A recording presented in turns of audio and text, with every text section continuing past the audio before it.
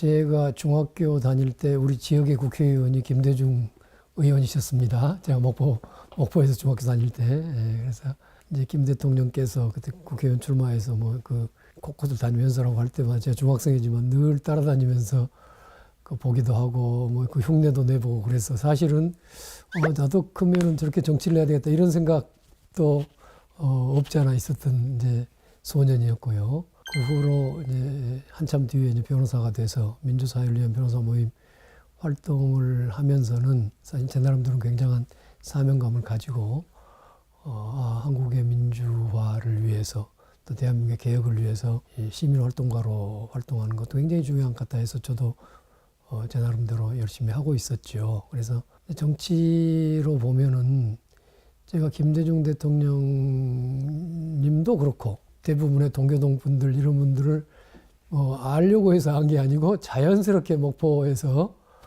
되게 선배들을 어떤 형태로든지 이제 알게 돼 있어서 실은 개인적으로는 88년 총선 때, 그러니까 13대 국회 때죠.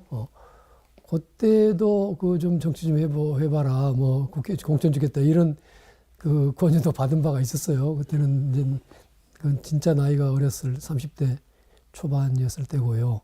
그렇지만 제가 이제 뭐 정치를 하거나 이런 건 구체적으로 않고 있었는데 1995년에 김대중 대통령께서 당시 물론 대통령이 아니셨지만 새정치국민회의라는 정당을 창당을 하셨단 말이에요. 그때 제가 이제 그 새정치국민회의에 참여함으로써 저도 정치를 시작한 거지요. 김대중 대통령이 92년 대선 때 이제 낙선을 하시고 정계 은퇴 선언을 하고 영국으로 떠나셨잖아요. 그리고 그 뒤로 이제 다시 귀국한 후에 그때 김 대통령이 정계 복귀는 안 했지만은 좀 뒤에 후견인으로 그때 아태대전 이사장 자격으로 95년 6월에 있었던 지방선거를 사실상 굉장히 강력하게 후원을 했죠.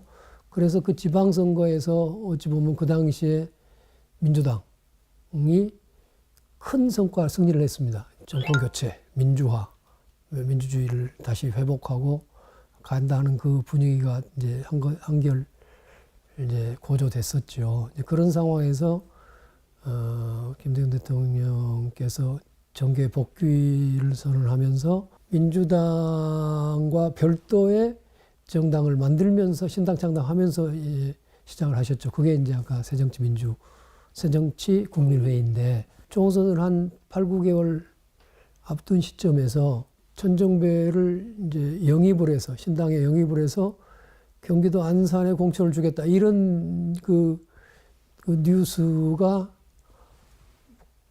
각 언론사마다 반복해서 나기 시작하더라고요. 그러니까 이게 어떤 일인가 저는 개인적으로는 아직 연락이 온 바 없었는데 그래서 아마 그런갑다 하는데도 별로 제가 민변 일도 바쁘고 사실은 뭐 정치를 하겠다는 결심을 안고 있어서 별로 이거 내일인 것도 아닌 척 그냥 있었어요. 그러다가 이제 그때 많은 인사들을 이제 그 당시 저처럼 젊은 신진 인사들을 대거 영입해서 공천을 그때 주게 된 건데요. 이제 천신정이라고 뒤에 알려져 있던 정동영, 신기남 의원, 추미애 의원 이런 분들이 그때 저하고 같이 이제 김대중 대통령의 영입 대상으로 들어갔고 또 그 당시에 또 한 분야로 보면 법조인들 영입이 대대적으로 있었습니다. 뭐 그 중에 한 사람이기도 해서 들어갔는데 저도 그 제안을 받고 굉장히 고민을 많이 했습니다. 과연 그 정치를 할 것인가 이런 고민을 많이 했는데 그래도 역시 김대중 대통령을 당선시킴으로써 한국 역사상 최초로 수평적 정권 교체를 이루는 것 이것이 아마 제가 생각하는 예컨대 민변에 속해서 민주화 인권 운동을 하는 것도 획기적으로 발전시킬 수 있는 가장 중요한 계기일 것 같다 이런 신념이 들어서 정말 정권 교체를 위해서 저도 정계에 한번 맘먹고 뛰어들었습니다.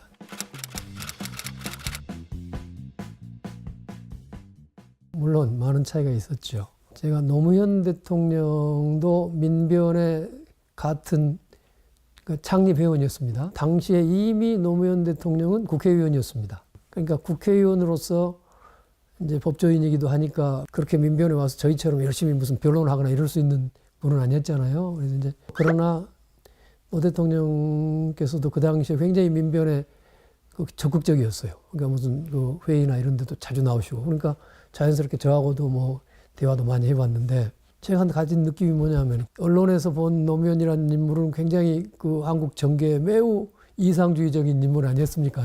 그런데 만나보니까 천정배에 비해서 너무도 현실적인 사람이구나 그런 생각을 했습니다. 그 정치하고 말하자면 민변 같은 그런 시민사회 운동하고의 차이구나 이런 걸 이제 느끼게 됐죠. 저 자신도 해보면 남을 비판하거나 이런 데 별로 능하지 못했거든요. 아이고 뭐 그렇잖아요. 남한테 막 뭐 어찌 보면 막 못할 소리도 하고 하는데 그런 게 역시 좀 익지 않았고 언론에 나서서 어디가 자기 자랑도 하고 좀 그래야 할 텐데 그런 것도 익숙지 않았고 그런 건데 이제 역시 정치는 그런 외향적인 요소가 매우 컸구나 그런 생각을 뼈저리게 했었습니다.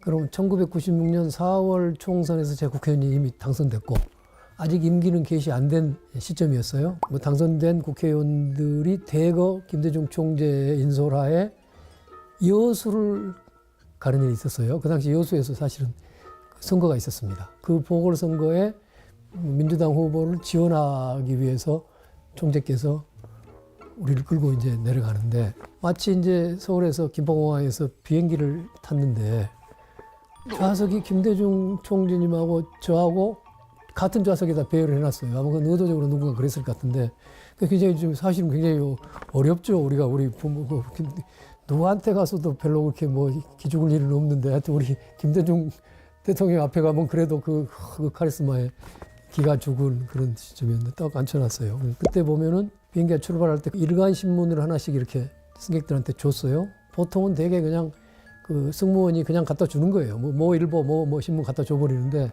근데 이제 그 총재께서 영자 신문을 가져다 달라고 하더라고요. 그럼 이제 사실은 김포공항에서 여수공항 도착할 때까지 불과 뭐 그 시간이란 게 40-50분 걸릴 거 아닙니까?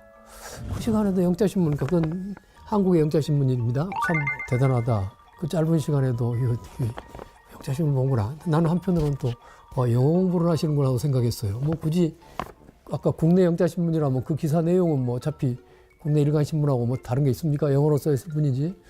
그래서 야, 그 사실은 진짜로 그렇게 성실하게 공부하는 분인 것 같아요. 근데 이렇게 이제 신문을 보시다가 저한테 전 의원은 사형제도에 대해서 어떻게 생각해요? 뭐 이렇게 묻더라고요. 물으시더라고요. 그래서 제가 사형제도라면 제가 사실은 전문가였죠.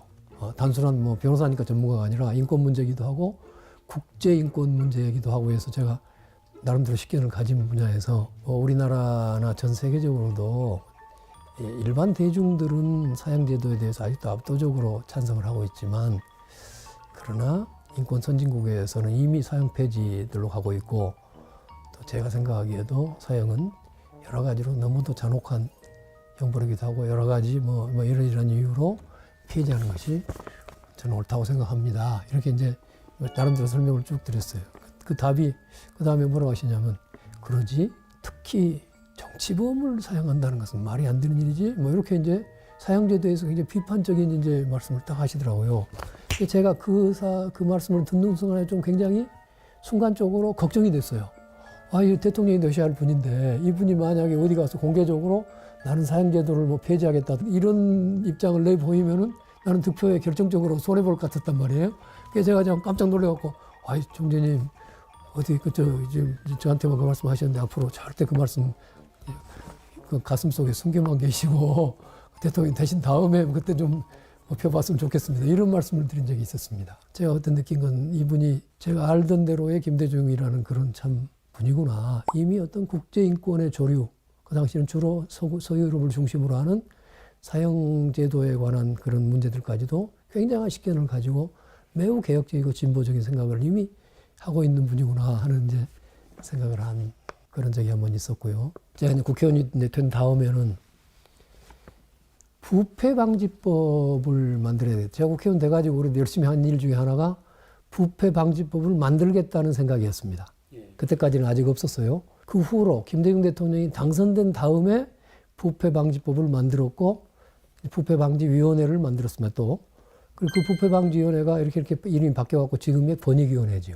하루는 이제 김대중 그때도 아직은 총재시죠. 총재를 뵌 김에 그 부패방지법 문제가 이제 그 화제가 돼가지고 제가 조금 이제 뭐랄까 약간 이제 뭐 응석까지는 아니지만은 야 이거 부패방지법은 한국을 공직 부패를 없애기 위해서 굉장히 중요한 입법 과제인데 생각보다는 우리 당 의원들도 그렇게 역시 안 도와주고 좀 그렇습니다. 뭐 그러니 약간의 이제 좀 불만 섞인 이야기를 했어요. 근데 이제 김대중 대통령 총재께서 웃으시면서 이러더라고요.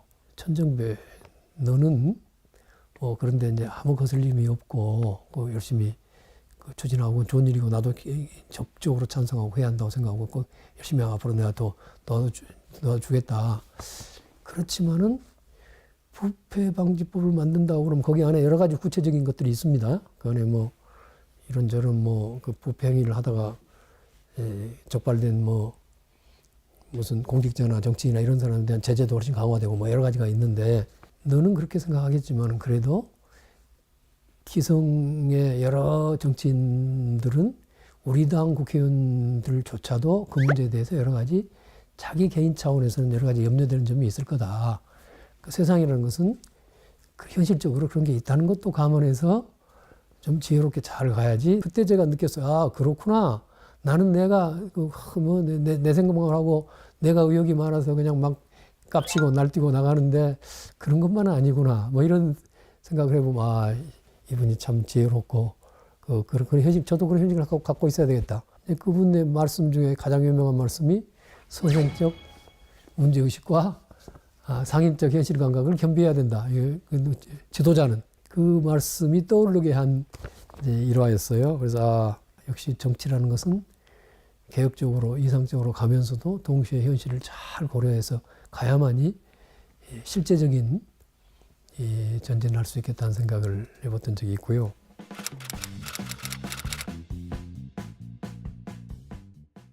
김대중 총재 특보 단위 15명으로 이렇게 구성이 됐었는데요. 영입 인사들을 가지고 특보단을 만들었어요. 그 당시에 당의 공식 회의가 지금도 이제 예컨대 민주당 그러면은 월수금으로 아침마다 최고위원회를 할 겁니다.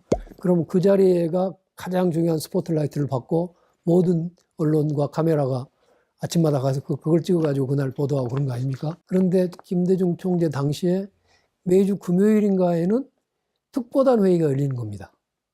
우리 그 초선 의원들 15명이 모여있는 회의가 그것이 그날의 당의 메인 행사인 겁니다. 매주마다. 그러니까 김대중 대통령께서는 얼마만큼 특보단 활동을 중시했는 걸 알 수 있죠.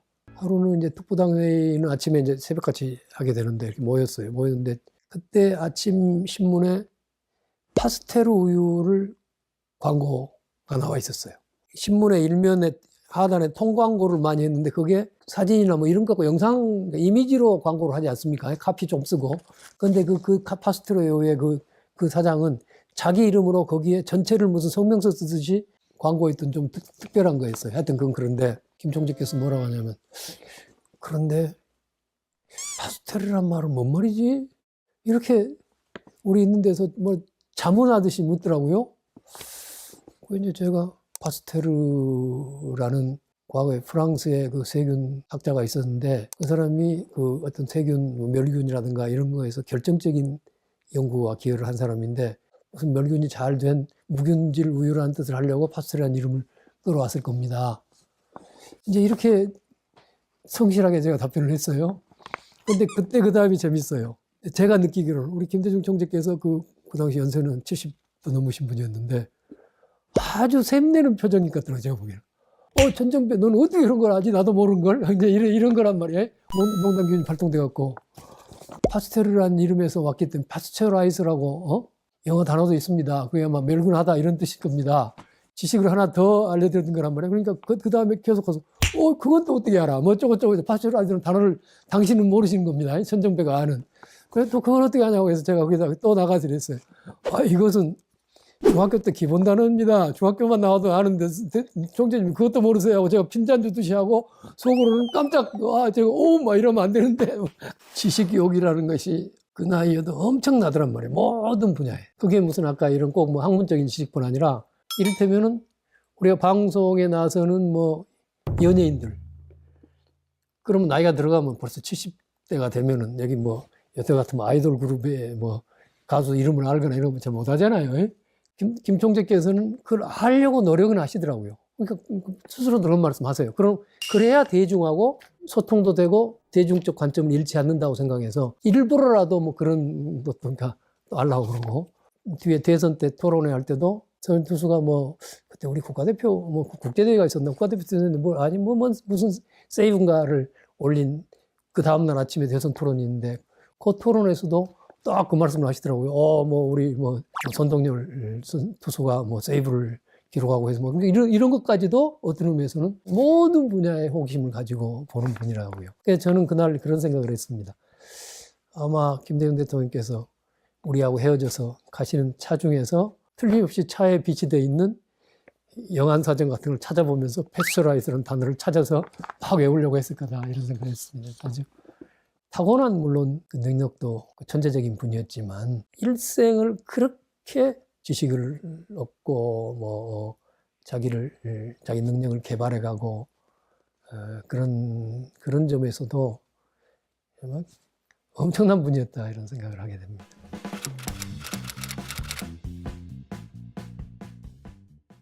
김대중 대통령을 늘 괴롭혔던 문제는 지역주의와 색깔론. 그래서 이거 용공분자다. 또는 저게 뭐 말하자면 전라도 사람이다. 늘 그런 방식으로 이제 그 못된 사람으로 이제 만들려고 아주 혈안이 돼 있었잖아요. 그 다음에 또 뭐 더 구체적으로는 무슨 뭐 굉장한 마치 부패 분자인 것처럼 대선 직전에는 뭐 DJ 비자금 사건이란 걸 청와대에 있는 비서관들이 나서갖고 뭐 경찰을 동원해서 비자금이라고 뭐 파가지고 뭐 폭로하고 뭐 이런 짓도 있었잖아요. 그러니까 국가보안법 문제 같은 것이 굉장히 어려운 그 진퇴양난의 문제였을 거예요.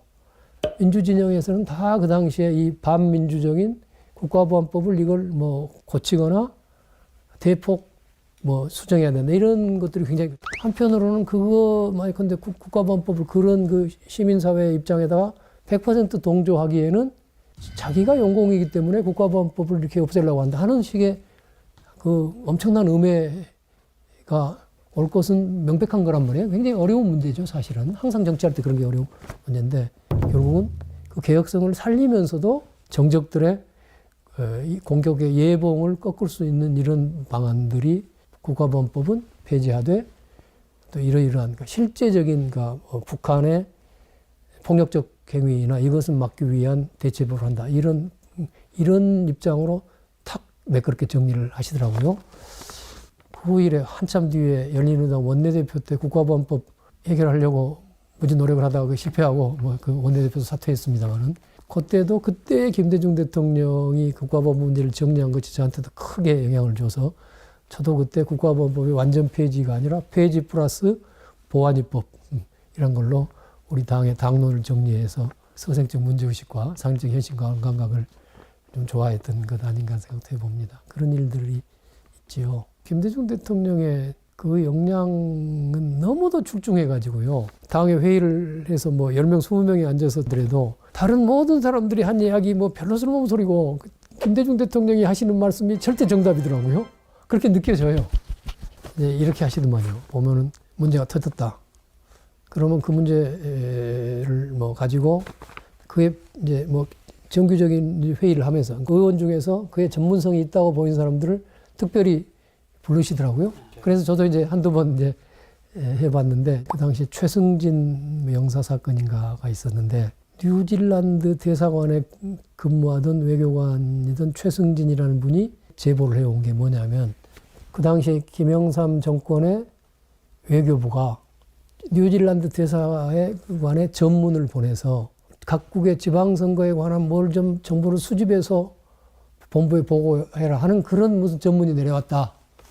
그래서 이것은 정부 차원에서 다가오는 선거를 자기들이 이기기 위해서 뭐 이러이러한 음모를 꾸미고 있다. 이것을 폭로해가지고 그 당시에 상당히 큰 파장이 일어났었어요. 그런 일에 이제 저도 이제 끼었는데 보면은 거기에 참여한 이제 당 간부들이나 뭐 의원들이 이렇게 딱 다 발언도 하고 여러 가지 있었는데 쫙 마지막 순간에 김대중 대통령이 뭐 그냥 쫙 그냥 청산유수랄까요? 무슨 뭐 그냥 막힘없이 당신은 이거라고 뭐라고 거기서 이제 임무까지도 탁 나눠주더라고요. 전 의원 너는 의회라.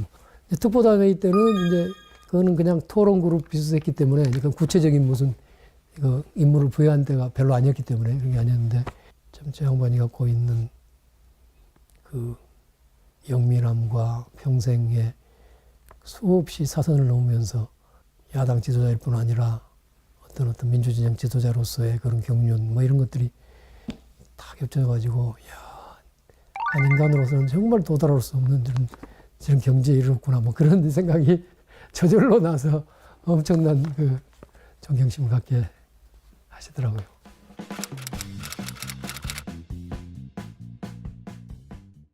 뭐니 해도 저 평생에 가장 감격적인 순간이었고 한 개인의 일생에 그만한 감격을 누리기도 쉽지 않았을 것 같습니다. 우리 이제 선조들은 뭐 예컨대 8.15 해방일 날 할아버지 할머니 세대가 느꼈을 그런 감격 같은 게 아마 그런 거 아니었겠나 생각을 해봅니다. 어찌 보면은 우리나라 5,000년 역사에 없었던 민주주의의 결정적인 토대를 놓고 민주주의와 개혁의 결정적인 찬스를 만들었던 거 아닙니까? 그때만 해도 적어도 상대 진영, 그 당시에 지금 같으면 국힘이었고 그 당시에는 뭐 하여튼 또 거기에 이회창 후보였는데 이분들이 아마 자기들이 지리라고는 생각 못했을 것 같은 그런 일이었기 때문에 더 감격적이었겠죠. DJP 연합을 성공시켜서 JP 쪽에 표도 끌어왔고 상대 진영이 분열돼가지고 이인재라는 분이 별도로 당을 만들어서 그때 600만 표를 깨줬잖아요. 우리 김대중 대통령한테 오지 않았을 표 같은데 그 표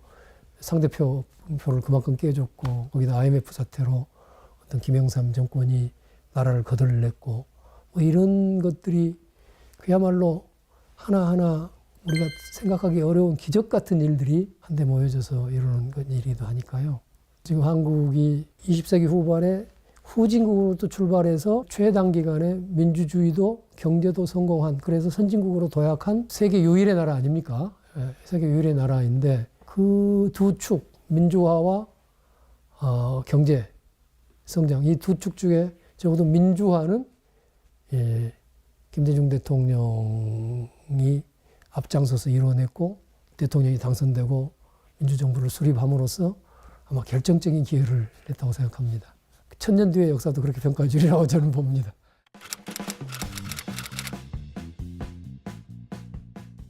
김대중 대통령은 97년에 아까 선거에 승리해서 98년부터 2003년 초까지 퇴임하고 이제 물러나서 거의 개인으로 돌아가셨던 분 아닙니까? 지금 와서 뭐 북이 핵을 개발했다는 것 같고 그걸 김 대통령에다 책임질 이유는 아니죠. 이 나라가 아까 선진국으로 발전하고 또 그 전에 선진국 발전 이전에 우선 우리 국민들 또는 민족의 생명의 안전을 보장받아야 될 거 아니겠습니까? 그거 받는데 가장 중요한 것이 평화와 번영입니다. 아무리 우리가 잘 살더라도 평화가 없어가지고 맨날 사람들이 전쟁 나고 죽고 뭐 이러면 아무 쓸모 없는 거 아닙니까? 그러니까 1차적으로 그러니까 전쟁이 안 일어나야 되고 그 다음에는 번영, 경제적으로도 번영하고 사회적 문화적 번영해서 세계 선진국으로 세계를 리드하는 국가로 발전해 가야 될 거 아니겠습니까?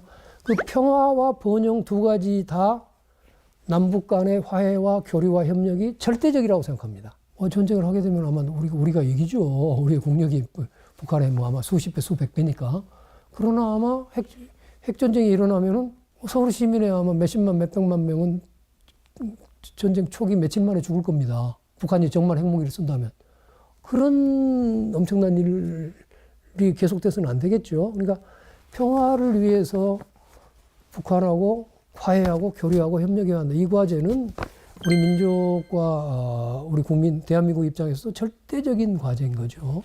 그런 점에서 본다면 자꾸 김대중 대통령이 북한을 추종하거나 거기를 영공을 위해서 그렇게 한 거라고 믿는 사람들이야 뭐 그렇게 생각할 수 있겠지만은 전혀 그건 턱도 없는 소리고요. 김대중 대통령 입장에서는 우리 대한민국의 국익과 아니면 한민족의 민족적 이익을 위해서 햇볕 정책, 포용 정책을 일관되게 추진했고 또 김대중 대통령 때만 하더라도 전 세계 많은 국제적인 지도자들한테도 다 그걸 설득하고 뭐 열강들의 지지도 받아내고 그랬었잖아요. 그 후에 지금 와서 이제 저렇게 이제 북한 문제도 훨씬 어려워지고 한 것은 사실은 김대중 대통령이 예를 들어서 지금까지 계속 집권했더라면 아마 해결했을지도 모를 일 같은데요. 한편으로는 북한 핵 문제는 우리로서도 어쩔 수 없는 문제가 있고 사실 미국과 북한과의 관계라는 측면이 사실은 더 큰 측면이 있지 않습니까? 또 우리도 자꾸 이제 어떻게 보면 지금의 윤석열 정부나 또 그 전 박근혜, 이명박 이런 정부에서 김대중 노무현 대통령의 그런 화해 협력의 진전을 갖다 이어가지 못하고 오히려 그걸 자꾸 역주행시키고 한 바람에 이런 일이 생겼다고 볼 수 있습니다.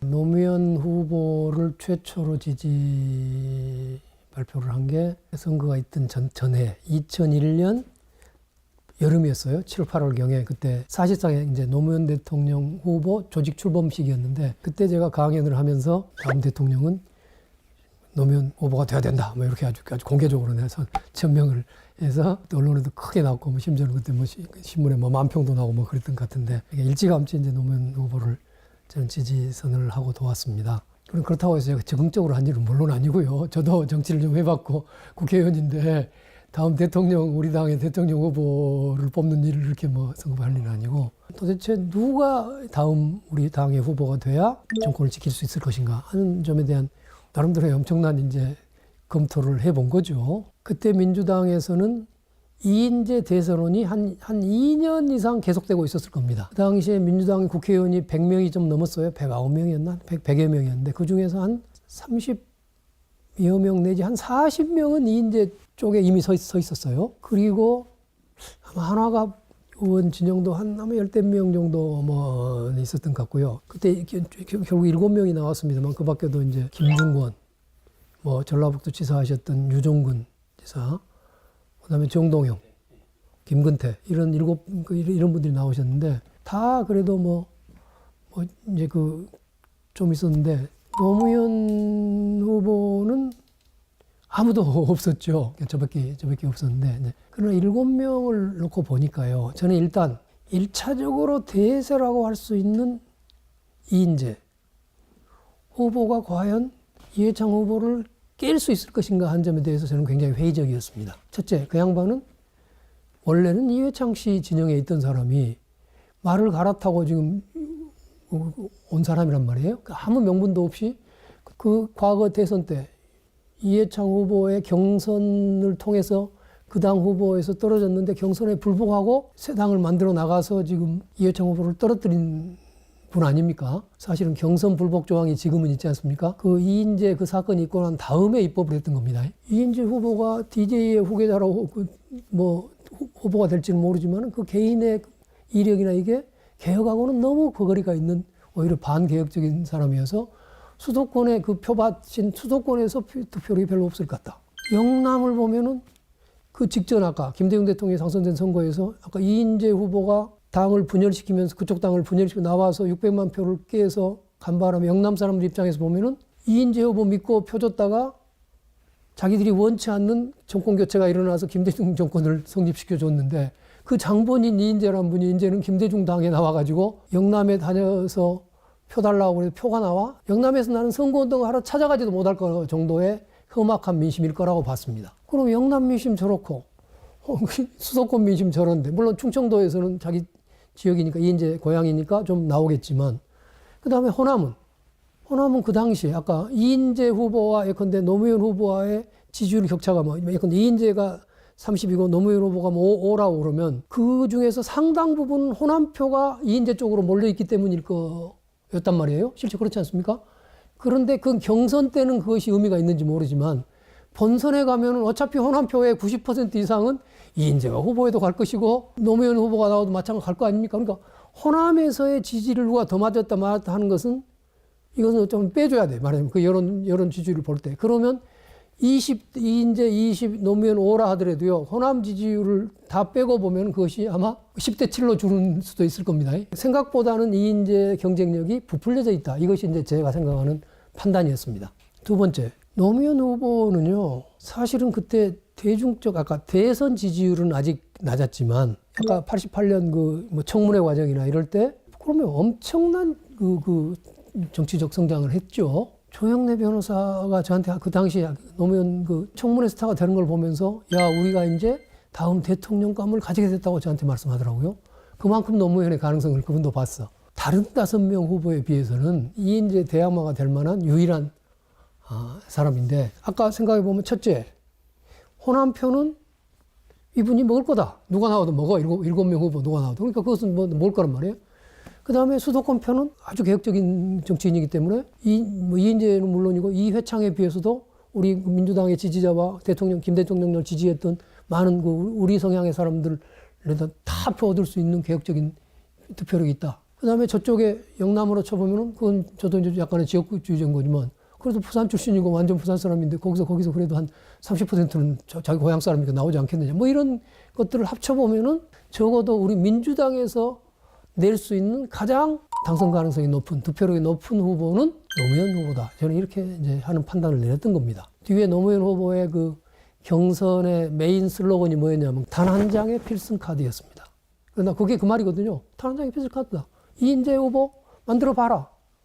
본선의 낙선이다. 필승 카드를 넣으면 나밖에 없다. 뭐 이건데 나는 그 판단이 제 판단, 그러니까 제가 그런 판단이었다고 생각을 합니다.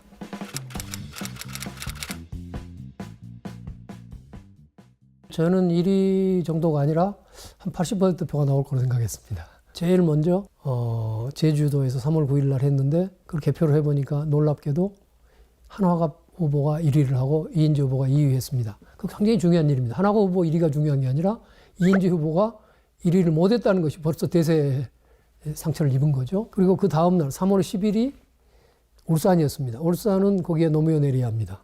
그래서 노무현 후보가 예상대로 1위를 했습니다. 그러니까 그런 이제 기세, 그래서 종합 성적도 아마 노무현 후보가 1위였을 겁니다. 그런 상태에서 이제 광주에 입성했다. 그동안에 이인재 대서론이 실제 선거판에서 상당 부분 상처를 입은 상황에서 노무현 후보가 1위 자리를 가지고 왔다는 사실이 매우 중요한 겁니다. 3월 16일이 광주 경선이었겠죠?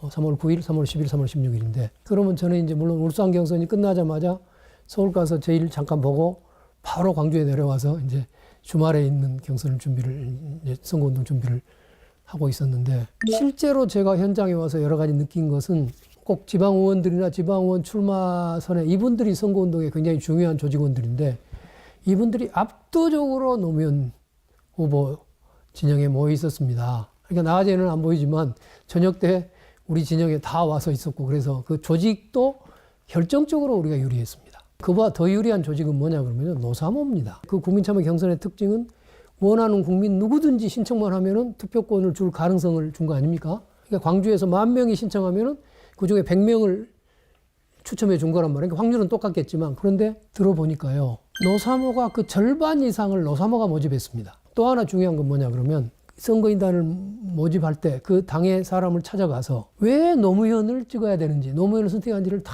설득을 하고, 예, 그래요, 맞겠습니다, 노무현 후보한테 투표를 하겠습니다 하고 약속을 받으면은 그때 비로소 신청서를 받아갖다 낸 겁니다. 다른 진영들은 우리가 선거 때 보면은 그냥 막 실적주의로 뭐 조금 돌리고 막 그렇게 하는 거 아닙니까?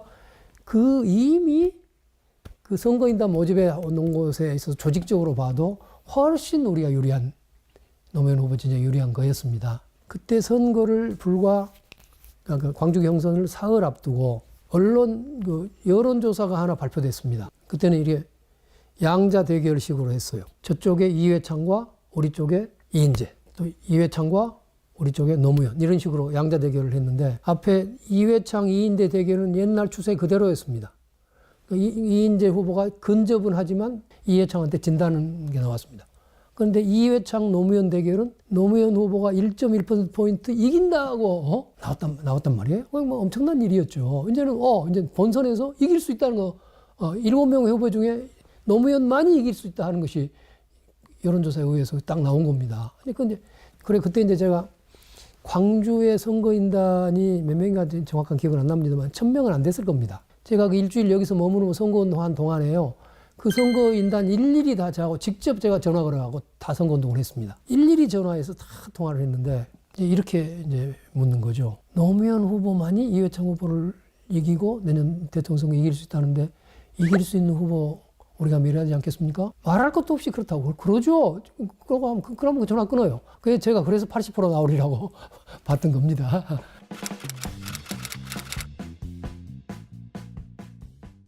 노무현 대통령도 그러니까 57만 표 차이로 근소하게 당선이 됐고 여러 가지 쉽지 않은 거였지만은 그러나 김대중 대통령에 비하면 우선 5년이라는 세월이 있었고 김대중 대통령 이후에는 그 호남에 대한 지역 감정 또는 뭐 김대중 대통령과 민주당 세력에 대한 색깔론 이런 것들이 현저하게 허상이라는 게 드러났고 뭐 이제 이런 것들이 또 뒷받침이 돼 있었기 때문에 노무현 대통령은 DJ에 비하면 훨씬 유리한 환경이었지 않나 생각합니다. 그러나 그때도 굉장히 어려웠죠. 한국의 그 기득권 고전한 게 너무도 강력했기 때문에 쉽지 않은 일이었고 노무현 후보로 확정될 때 4월 말만 해도 각종 여론조사를 해보면은 60%가 이번 대통령은 노무현 대통령이 노무현 돼야 된다 이렇게 압도적인 절대적인 과반수를 확보하고 있었어요.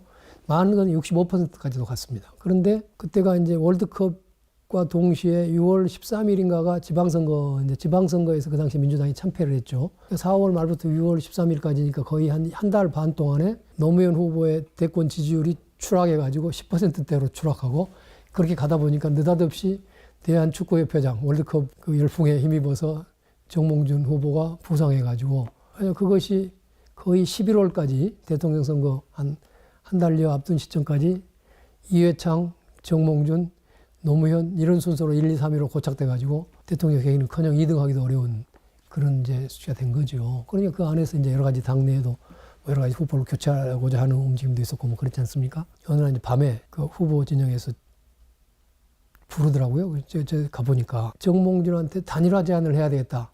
이것을 결심을 어느 정도 하시고 그거를 이제 내부에 논의를 하려고 그러는데 1차적으로 제일 좀 핵심이 될 만한 사람들을 불러가지고 4명하고 이제 논의를 했는데 그 중에서도 아마 다른 분들 두세 분은 그 전략 담당자고 뭐 비서실장이고 그러니까 아마 후보 의중을 이미 알았던 것 같고 저는 이제 사실은 저는 직접적으로 비서실 쪽은 아니었으니까 저는 이제 사실은 그런 상황을 모르고 갔었는데 그 이제 다른 분들은 저한테 물으시더라고요. 정몽준하고 단일화 제안을 하려고 그러는데 전혀는 어떻게 생각하냐. 제가 당연히 해야죠.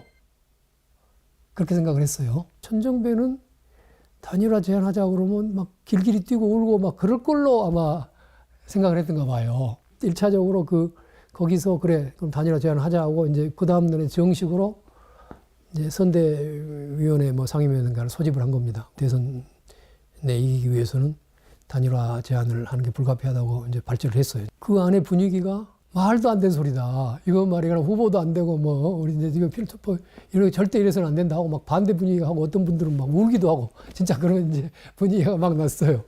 이제 다수결로 단일화 제안을 하기로 선대위에서 의결이 됐어요. 이제 대중한테 공표가 됐는데 이제 열렬 지지자들이 이제 막 쫓아와서 항의하고 한 사람들이 막 생겼어요. 그때 이제 그 노사모의 아주 핵심 인물 아니 명기남 씨가 씩씩거리면서 우리를 잡으러 온 겁니다. 저는 외출하고 없었는데 신기남 의원을 붙들고 거의 육두문자를 써가면서 막 삿대질하면서 막 말도 안 된다고 막 하니까 신기남 의원이 원래 농반진담하고 지금도 그런 말 잘합니다만은 예 천정배가 하자고 해서 저는 그랬습니다. 뭐 이렇게 이제 그 말을 했다는 거예요.